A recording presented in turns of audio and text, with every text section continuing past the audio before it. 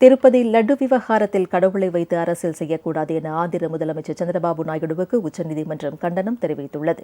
ஜெகன்மோகன் ரெட்டி தலைமையிலான முந்தைய ஒய்எஸ்ஆர் காங்கிரஸ் ஆட்சியில் திருப்பதி லட்டு தயாரிக்க பயன்படுத்தப்பட்ட நெய்யில் விலங்கு கொழுப்பு போன்ற தரமற்ற பொருட்கள் பயன்படுத்தப்பட்டதாக ஆந்திர முதலமைச்சர் சந்திரபாபு நாயுடு பரபரப்பு குற்றச்சாட்டை முன்வைத்தார்.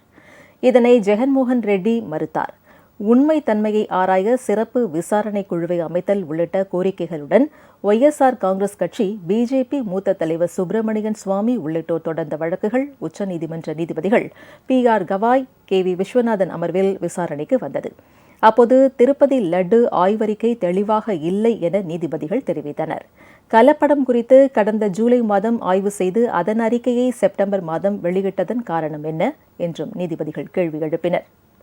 சிறப்பு விசாரணை குழுவை நியமித்துள்ள மாநில அரசு அதன் அறிக்கை வருவதற்கு முன்னே ஊடகங்களில் ஆய்வறிக்கையை வெளியிட வேண்டிய அவசியம் என்ன என்றும், முதல்வர் என்ற பொறுப்பான பதவியில் இருக்கும் சந்திரபாபு நாயுடு பக்தர்களின் உணர்வுகளை பாதிக்கும் வகையில் இதுபோன்ற ஒரு அறிக்கையை ஊடகங்களிடம் எடுத்துச் சென்றது ஏன் என்றும் நீதிபதிகள் கேள்வி எழுப்பினர்.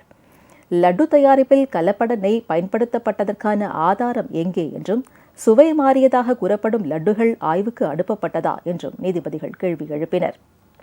அரசியலமைப்பு பதவியில் இருப்பவர் கடவுளை வைத்து அரசியல் செய்யக்கூடாது என்றும் நீதிபதிகள் கூறினர்.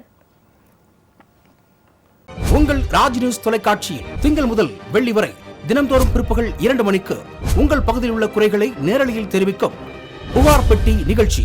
பங்கு பெறுங்கள், பயனடையுங்கள், காணத் தவறாதீர்கள்.